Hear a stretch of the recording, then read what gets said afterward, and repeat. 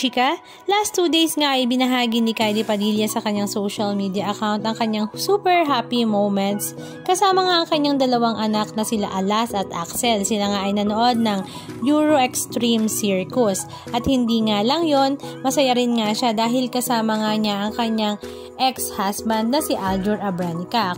At ang kanyang caption ay, "So much fun. Thank you Aljur Abrenica for coming with us. Bumalik kami sa pagkabata. You guys were amazing." Tinag-green nga niya ang Euro Extreme Circus.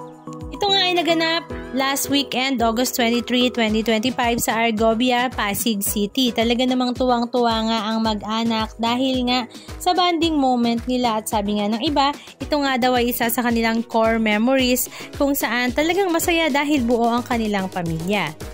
Bagamat masaya nga ang balitang ito ay tinapos naman kaagad ni Jeric Rabal ang kaligayahan ng lahat lalong-lalo na nga ng kanilang mga fans.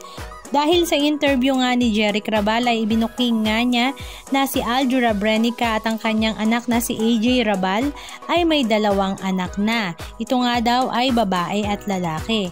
Na talaga namang hindi ikinagulat ng lahat pero sa confirmation na ito ay medyo napaisip ang lahat. Sa ngayon nga ay wala pang pahayagang magpartner na si AJ at si Aljur Abrenica. Kaya naman tikom rin ang bibig ni Kylie Padilla.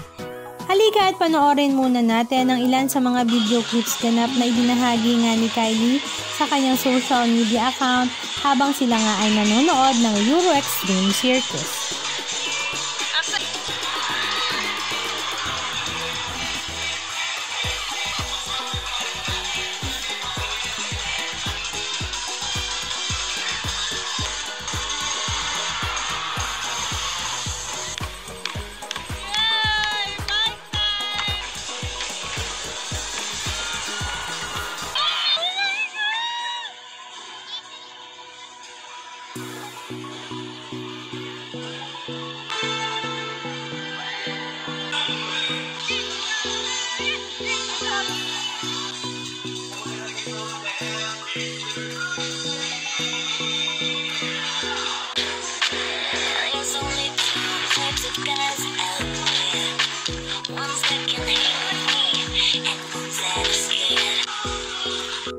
Anong masasabi nyo mga kachika? Just comment down below. And please don't forget to subscribe.